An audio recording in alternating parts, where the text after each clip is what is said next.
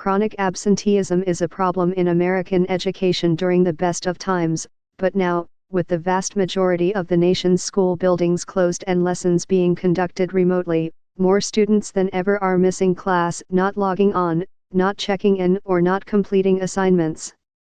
The absence rate appears particularly high in schools with many low-income students, whose access to home computers and internet connections can be spotty. Some teachers report that less than half of their students are regularly participating. The trend is leading to widespread concern among educators, with talk of a potential need for summer sessions, an early start in the fall, or perhaps having some or even all students repeat a grade once Americans are able to return to classrooms. Students are struggling to connect in districts large and small.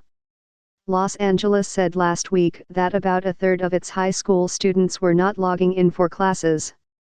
And there are daunting challenges for rural communities like Minford, Ohio, where many students live in remote wooded areas unserved by internet providers. Educators say that a subset of students and their parents have dropped out of touch with schools, completely unavailable by phone, email, or any other form of communication, as families struggle with the broader economic and health effects of the coronavirus outbreak. Even before the outbreak, chronic absenteeism was a problem in many schools, especially those with a lot of low-income students. Many obstacles can prevent children who live in poverty from making it to class: a parent's broken-down car or a teenager's need to babysit siblings, for example. But online learning presents new obstacles, particularly with uneven levels of technology and adult supervision. Titileo Aluko, 18, a junior at Landmark High School in Manhattan, is one of the students trying hard to keep up with her classes who has been thwarted by her lack of access to technology. She has a district-issued laptop, but no home Wi-Fi network anymore. The cable company removed the router from her family's Bronx apartment after they had trouble paying the monthly bill. For classes like statistics and neuroscience, Ms. Aluko has tried to complete assignments and participate in video conferences using her cell phone, but that is sometimes impossible. "I actually need my teachers, who know me and understand me, to help me, and I don't have that," she said. "I just keep thinking, oh, my God, I might not pass. I'm just really scared for the future." Cratering attendance in some districts contrasts with reports from several selective or affluent schools where close to 100% of students are participating in online learning. The dramatic split promises to further deepen the typical academic achievement gaps between poor, middle class, and wealthy students. The scale of the challenge, and the work that will need to be done to catch children up academically and socially, is huge, said Michael Casserly, Executive Director of the Council of the Great City Schools, a network of urban education systems. He called the prospect of unfinished learning from this time a serious issue that could have implications for years. "There is no precedent in educators' memories for what is happening right now. Schools have weathered disruptive events like Hurricane Katrina and the California wildfires, but those disasters were limited to shorter time periods and smaller regions. During the coronavirus pandemic, every state in the country has ordered or recommended closing schools, in many cases through the end of the academic year. School leaders across the country are already debating how to help students catch up. To maintain social distancing, some regions may bring children back to school in waves, in order to reduce the number of people inside classrooms and buildings at any given time. There is also concern about whether large numbers of students will need to repeat all or substantial portions of their current grade. "Many skills build one on another," Mr. Casserly said. "If a child misses out on some key idea, then all of a sudden, additional ideas as they are introduced just become Greek. Will we need some kind of beginning of the year diagnostics to try and figure out just where the kids are, how much they have lost?" For many students, it seems most likely that the answer will be, yes, quite a lot. In the Cleveland Metropolitan School District last week, teachers returning from an extended spring break tried to hold virtual parent-teacher conferences for the first time for all of the district's 38,000 students. Initially, they were able to reach only 60% of families, but after a few more days of trying, the number reached 87%, said Eric S. Gordon, the district's chief executive. The city of Cleveland has one of the nation's highest child poverty rates. Despite the economic slowdown, many parents continue to work full-time outside their homes in fields like sanitation, health, and food service, meaning that many students do not have an adult at home to supervise their learning.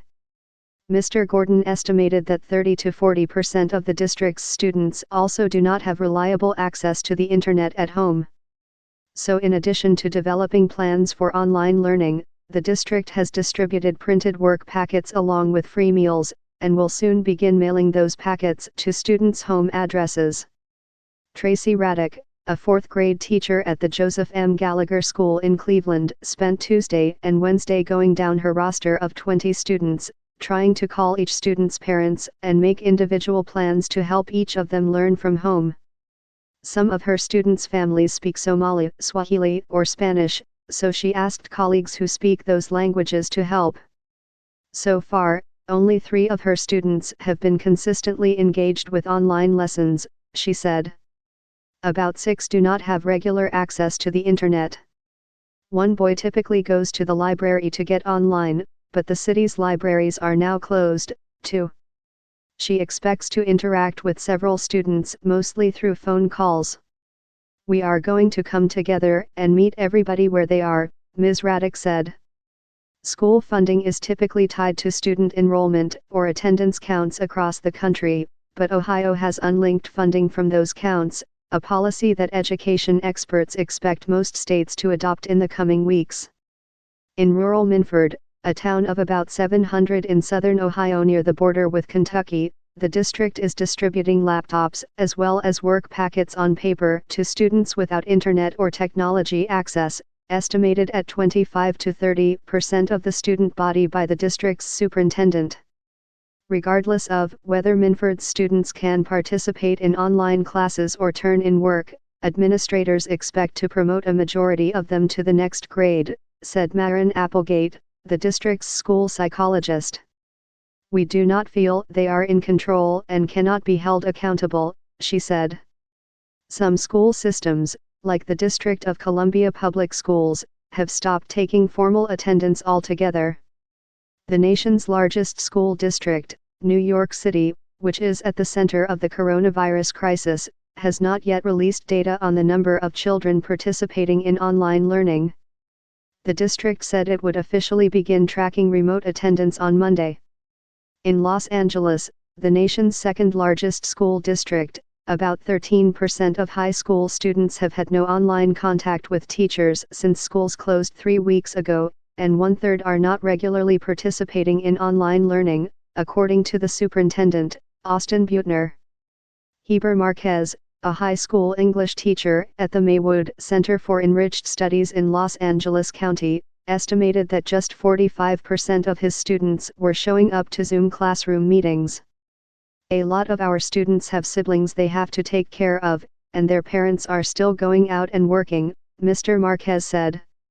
It makes it very difficult to log on at the same time as feeding breakfast to their siblings or helping with chores. Many schools are making efforts to distribute digital devices to students who do not have their own at home. Los Angeles is trying to get them to more than 100,000 students, Mr. Buettner said. The Miami-Dade County Public Schools have distributed more than 80,000 mobile devices for distance learning, and more than 11,000 smartphones to serve as home Wi-Fi hotspots, according to a spokeswoman. In New York, the city's typical inequalities are reflected in the wide range of participation levels in remote learning. At Brooklyn Technical High School, one of the city's most competitive, Serge Avery, a social studies teacher, said 98% of his students have been participating in daily online activities like reading and responding to a Financial Times article about the coronavirus. His freshman global history students are currently studying the Middle Ages, and he has considered doing a unit on the bubonic plague. But he thought twice after receiving a heartfelt email from a student, written at 4 a.m., in which she described her mother being taken away by ambulance with COVID-19 symptoms. Mr. Avery said he worries that even among his high-achieving students, participation could drop off as online learning becomes more of a daily grind for restless teenagers. Teachers really get energized by the classroom, he said. The current limitations, he added, have left both teachers and students slightly depressed. Dan Levin and Audra D. S. Birch contributed reporting.